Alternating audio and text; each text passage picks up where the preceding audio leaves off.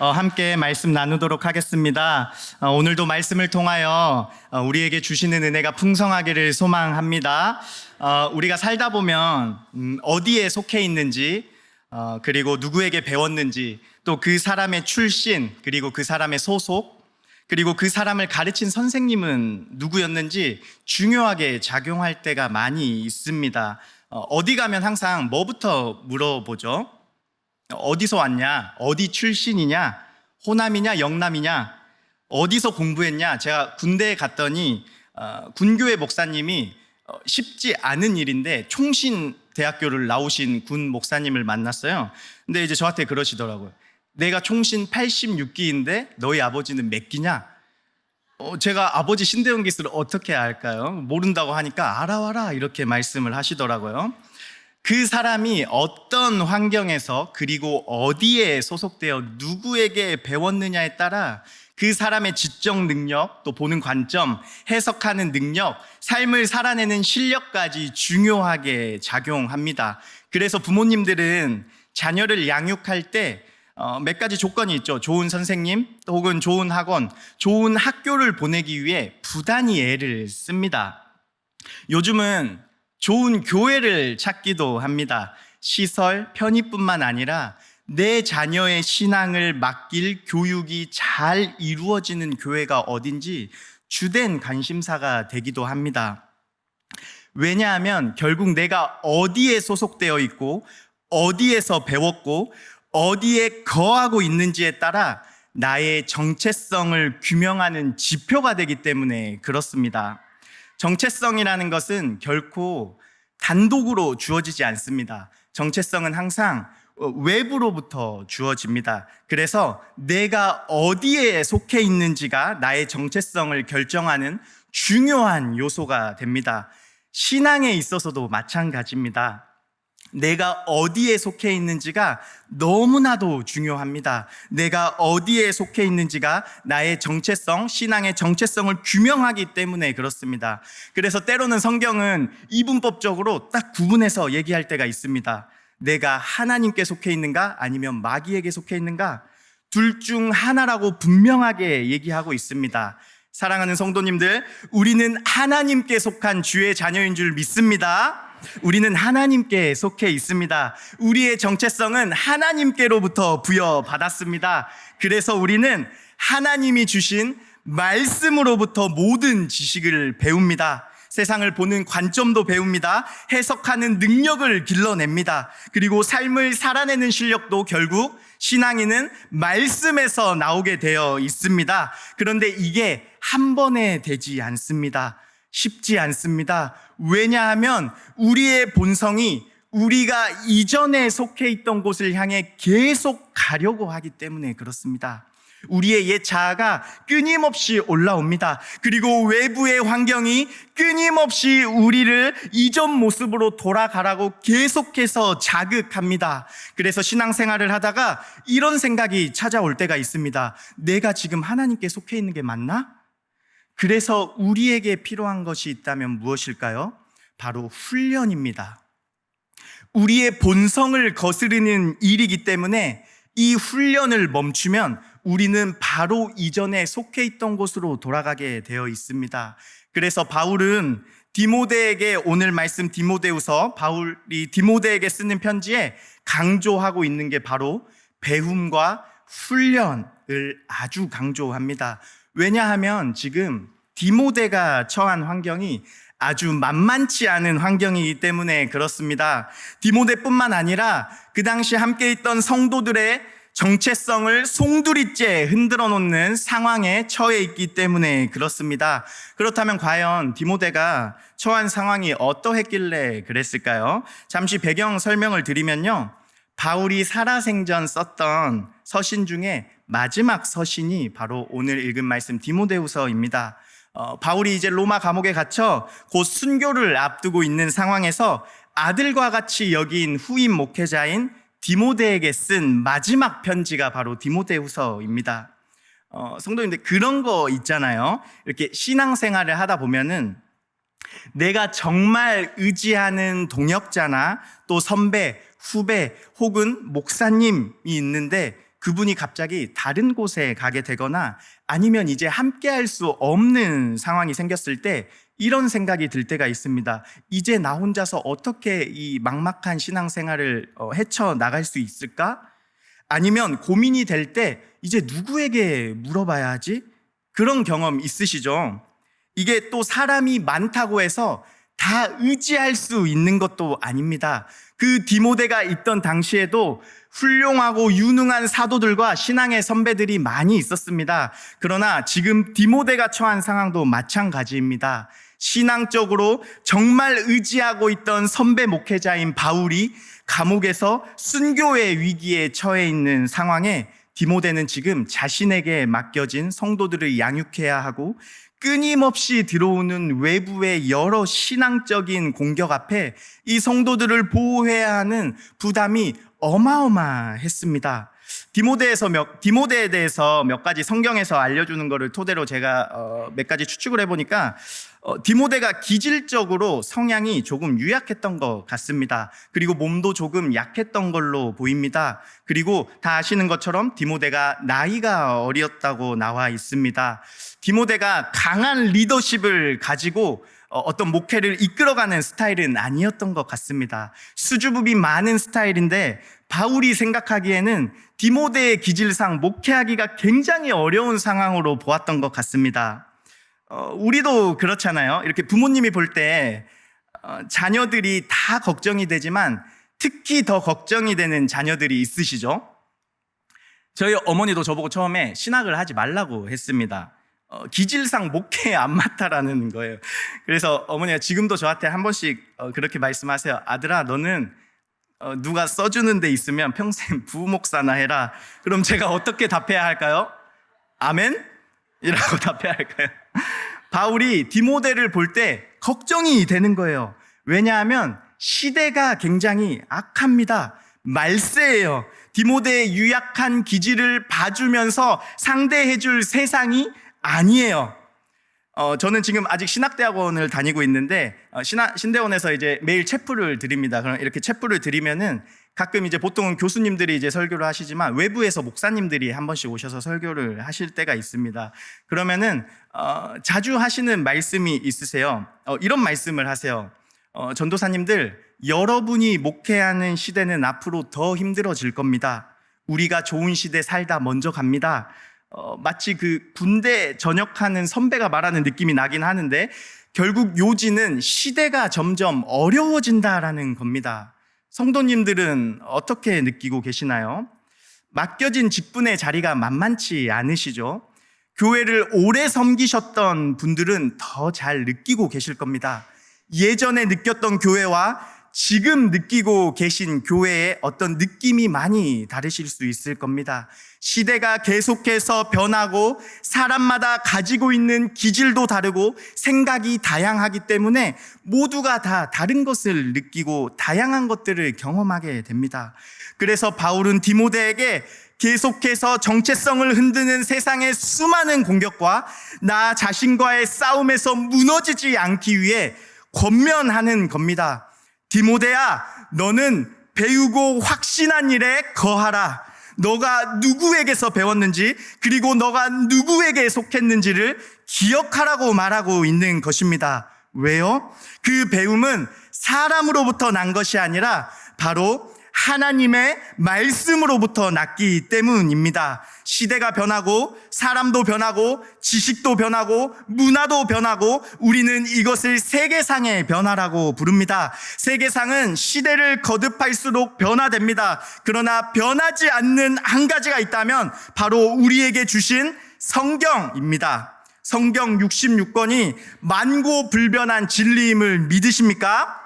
오직 성경만이 구원에 이르는 지혜를 주고 성경만이 우리를 올바른 길로 인도해 줍니다. 이 성경은 사람의 고안으로 낸 게 아니라 바로 하나님의 감동으로 쓰여졌습니다. 그래서 말씀에는 오류가 없습니다. 뭐는 빼고 뭐는 더 추가해야 되고 이런 거는 없습니다. 하나님은 정확하게 그분의 감동으로 이 말씀을 우리에게 주셨습니다. 그냥 사람이 갑자기 오늘 필이 너무 충만해 이렇게 써내려간 것이 아니라 하나님이 정확한 감동과 계획으로 쓰여졌기에 시대가 변한다고 하여 성경이 결코 변화되지 않습니다. 그런데 세계상의 변화로 인해 성경을 온전히 믿는 믿음과 배운 대로 거하기 어려운 시대가 되어버렸습니다.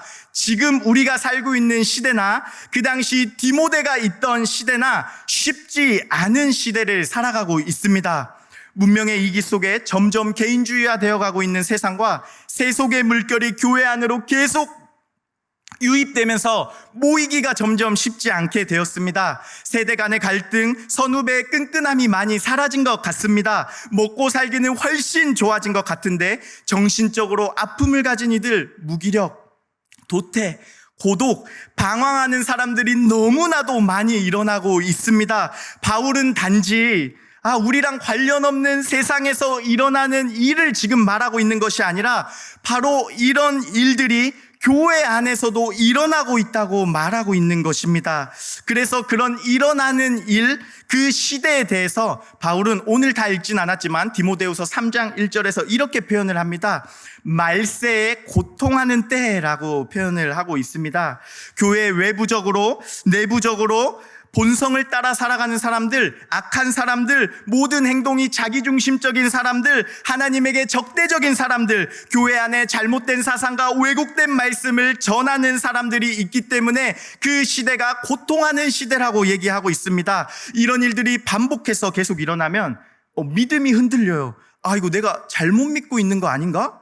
내가 잘못 알고 있는 거 아닌가? 내가 바보같이 살아가고 있는 건 아닌가? 그래서 사도 바울은 정체성을 자꾸만 흔들어 놓는 일들에 대해 정체성을 지금 계속해서 확립시켜 주고 있는 겁니다.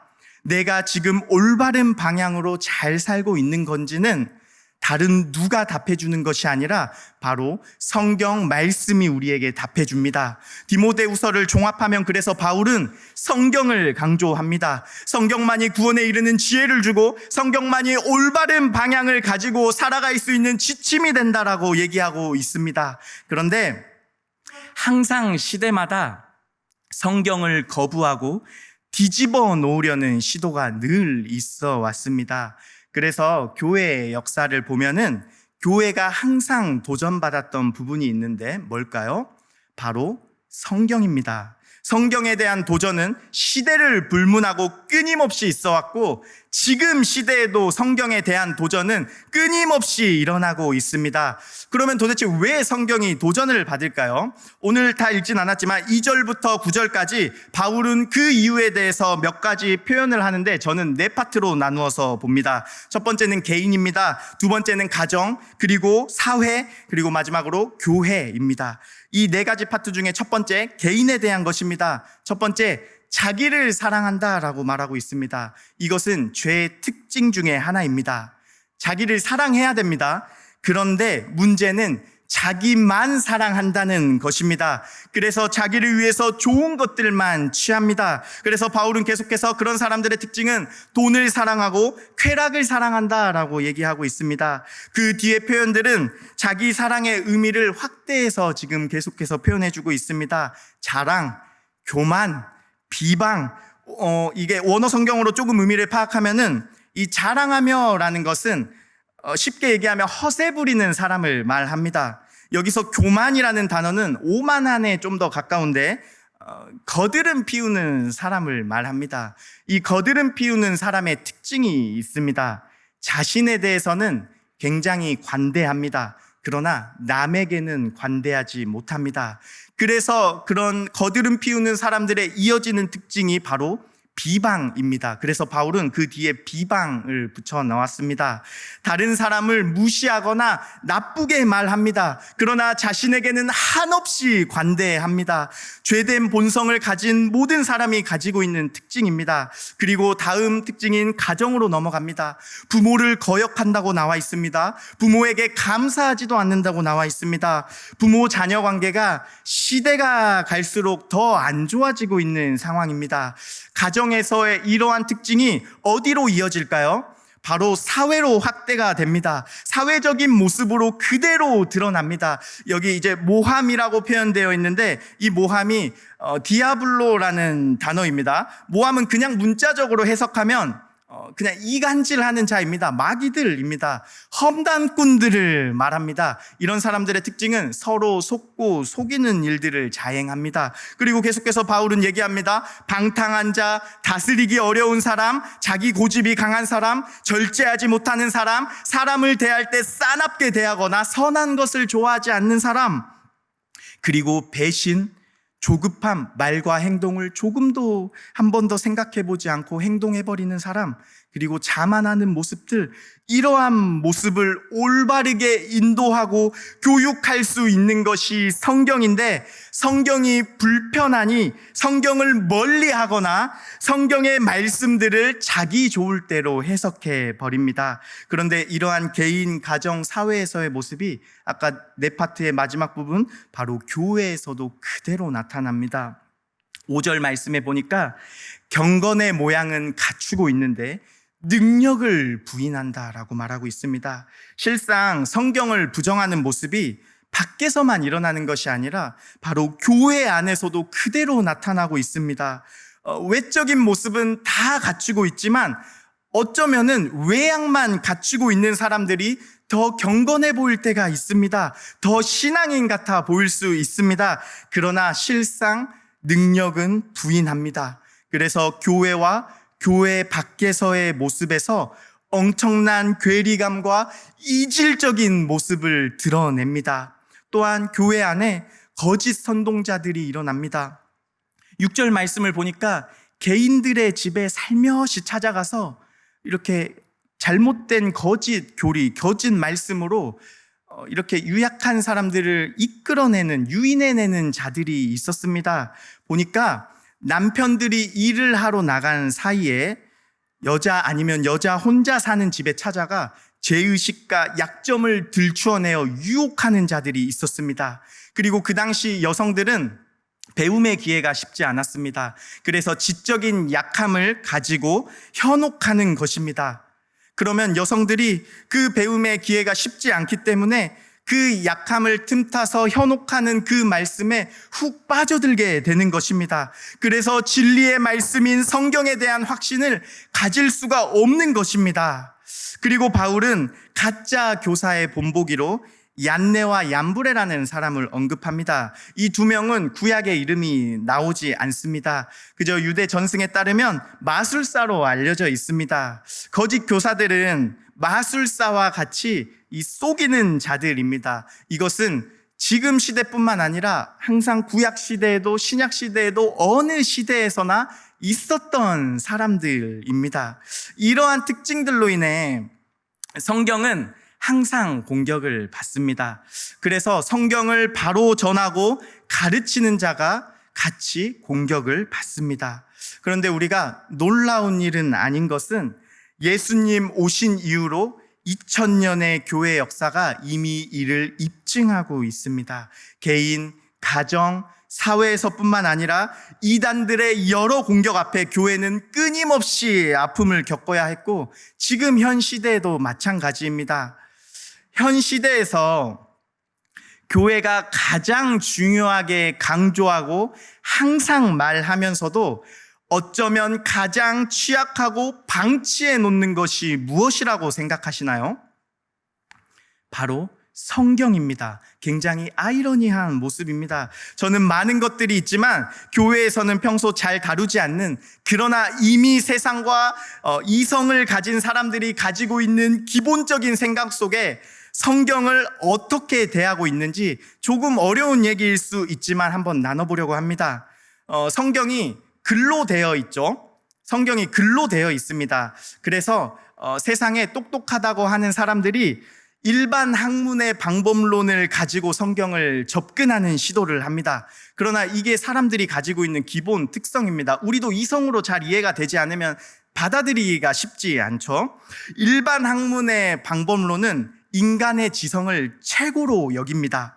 이 인간이 가지고 있는 지성으로 어떤 사물을 직접 탐구해서 그 탐구한 것으로부터 지식을 얻는 것을 바른 것으로 정의하였습니다.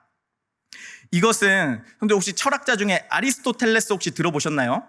이 아리스토텔레스라는 사람이 이 인간의 본질은 지성이다라고 얘기를 했습니다. 지성을 바로 발휘하고 실현하는 것이 인간의 본분에 이르는 것이라고 정의하여 이 아리스토텔레스가 만들어 놓은 일반 논리학의 방법론이 중세, 근세를 거쳐 사실 나는 철학을 모르는데 뭔 소리 하는 거야? 라고 하실 수 있지만 이미 우리가 초중고 때 배우는 모든 학문들이 아리스토텔레스의 일반 논리학에 기초하여 세워져 있습니다. 우리가 그 구조 안에서 이미 사고하고 있습니다. 그런데 그 사고를 가지고 성경을 들여다보는 것입니다. 어떤 것이 학문이 되려면은 논리학이 성립이 돼야 됩니다. 이 아리스토텔레스가 말하는 이 일반 논리학에서 가장 중요한 두 가지가 있습니다. 첫 번째는 이 모순이라고 하는 모순율이고요. 두 번째는 이제 처음 들어보셨을 수도 있는데 배중의 법칙이라고 합니다. 배중률이라고 우리가 보통 표현하는데 모순은 우리가 잘 알죠. 뭐 창과 방패 이런 예시를 많이 들어보시기도 하셨죠. 뭐 이 창은 세상의 모든 것을 뚫을 수 있어요 하는 사람이 동시에 이 방패는 세상의 모든 것을 막아요. 이거를 우리는 모순이라고 합니다. 이게 그냥 논리학으로 하면은 굉장히 피곤하고 어려울 수 있기 때문에 우리가 그냥 실생활에서도 사실 이 모순의 법칙은 작용합니다. 살 빼야 되는데 하면서 계속 뭘 먹고 있어요. 이거는 말과 행동이 지금 모순이 되는 겁니다. 아들 일어나라, 네 일어났어요 하고 안 나와요. 이게 모순입니다. 아들 밥 먹어라, 네 하고 안 나와요. 이게 모순입니다. 말과 행동이 모순이 일어나요. 우리가 이성을 가지고 있다 하지만 그렇게 논리적으로 살지 않습니다. 이제 배중률은 뭘까요? 배중률도 그냥 논리학적으로 접근하면은 어려울 수 있습니다. 그냥 쉽게 얘기하면 이런 겁니다. A거나 A가 아니거나 하는 것만 존재해야 되는데 제 3의 경우가 생기면은 이게 배중률을 어기는 거거든요. 제가 이제 쉽게 예를 하나 들어보도록 하겠습니다. 자, 우리 성도님들 지금 사랑성전에 계시죠? 네, 사랑성전에 있거나 사랑성전에 없거나 둘 중 하나여야 해요. 혹시 여기 사랑성전에 계시면서 동시에 집에 계신 분 계시나요? 혹시 계시면 이렇게 얘기하실 수 있어요. 전도사님, 저는 몸은 여기 있는데 마음이 집에 가 있어요. 얼른 끝내드릴게요. 조금 더 해야 돼요. 배중률은 쉽게 얘기하면 기면 기고 아니면 아닌 거예요. 기면서 동시에 아닌 제3의 답은 없는 것입니다. 그런데 현대과학이 발전하면서 지금 우리 아이들이 실제 학교에서 배우고 있는 것들입니다. 현대과학이 발전하면서 이 모순율과 배중률이 깨지는 일이 발생합니다. 이 일반 논리가 깨지는 경우가 발생하는데 이거를 현대과학에서는 대표적으로 제가 하나만 말씀드리겠습니다. 양자역학입니다. 양자역학이 이 모순율과 배중률을 완전히 깨버립니다. 양자역학에 대해서는 제가 설명하지 않겠습니다. 그냥 동시에 입자이면서 파동이다라는 것인데 두 가지의 성질을 다 가지고 있습니다. 그런데 어느 한쪽을 강조하느냐에 따라 그 성질이 더 부각된다라는 것입니다. 요즘 신학자들 중에 이 양자역학의 논리를 가지고 삼위일체를 설명하려는 사람들이 있는데 저는 굉장히 부정적인 입장입니다. 이런 것들을 왜 구구절절 말했냐면 세상의 지식 체계는 새로운 게 나올 때 반드시 우리가 따르고 있던 보편 타당한 논리 체계를 따르지 않는다라는 것입니다. 양자역학이 대단한 학적인 어떤 논리라고 해도 일반 역학이 무시되고 그러지 않습니다. 세상의 지식 체계는 언제든 새로운 것이 나오면 변화되게 돼 있습니다. 그런데 성경 말씀이 창조주 하나님, 또 구원주 하나님, 또 기적의 사건들을 다루고 있다 보니 일반 논리학의 범주에 들어갈 수 없다라는 것입니다. 그래서 성경은 탐구의 대상 자체가 되지 않는다라고 세상의 많은 지식인들이 얘기하고 있습니다. 자, 제가 퀴즈를 한번 내보겠습니다. 하나님은 여기 계시면서 동시에 저기도 계시나요? 여기도 계시면서 성도님들 집에도 계시나요? 이게 논리적으로는 받아들일 수 없는 내용이라는 것입니다. 자, 예수님은 하나님이십니까? 예수님은 사람이십니까? 하나님이에요? 사람이에요? 제가 조금만 더 흔들면 지금 넘어오실 거예요. 하나님이면서 사람인 분을 우리의 논리로는 설명할 수 없다라는 것입니다. 일반 논리에 의하면 성경에 나오는 이런 내용들은 우리의 이성으로는 도저히 이해할 수 없는 것들입니다. 그래서 18세기 이후에 이 이성을 굉장히 추구하는 사람들이 이 계몽주의, 합리주의라는 것을 거치면서 성경을 이제 비평적으로 바라보기 시작했습니다. 성경에서 내가 이해되지 않는 것들은 다 배척해 버렸습니다. 성경을 이해하고 짜임새 있게 구성하기 위해 성경을 굉장히 비평적인 시각으로 바라보기 시작했습니다. 사실 우리나라는 서구의 문화를 그대로 답습하고 있습니다. 그래서 서구에서 이미 이슈화된 것들은 한국에 조금 늦게 들어와서 뒤늦게 이슈가 됩니다. 1800년대 후반부터 과학의 발전으로 인해 진화론이 굉장히 급부상하게 되었습니다. 그래서 진화론의 사고를 가지고 성경의 창조 기사를 해석하기 시작하였습니다. 과학의 발전과 이성주의에 의한 성경 비평적인 사고로 인해서 우리 한국교회가 1900년대 초에 한참 공격을 받고 있을 때 미국에서 유학을 하고 돌아온 한국 신학자 3명이 있었습니다. 사실 이들로 인하여서 우리 한국 초창기에 사실 굉장히 많은 아픔, 교단, 분열이 이때부터 시작이 되었습니다. 이 3명의 신학자가 이제 들어와서 각자의 입장이 이제 다른데 어떤 한 신학자가 이런 말을 하기 시작했습니다. 성도님들, 모세오경이 뭔지 아시죠? 자, 모세오경을 누가 썼는지 혹시 아시나요? 모세가 썼다고 믿으시나요? 네, 모세가 썼습니다. 그런데 모세가 쓰지 않았다라고 주장하는 신학자가 들어오게 됐습니다. 이 구약 성경에 있는 내용들은 단지 후대 사람들이 전해 내려오는 많은 내용을 그냥 짜집기해서 편집해서 낸 거야, 이런 주장을 하기 시작했습니다. 이러한 성경 비평 문제로 1953년도에 교단이 분열이 되어 버렸습니다. 한국 신학자 3명 이름을 제가 잠깐 거론하면은 3명의 신학자입니다. 첫 번째는 김재준 박사, 그리고 두 번째는 한경직 박사, 세 번째는 박형용 박사입니다. 김재준 박사가 이런 주장을 하기 시작했는데 끝까지 사과하지 않고 조선 예수교 신학교의 신학 교수로 남아 있었습니다.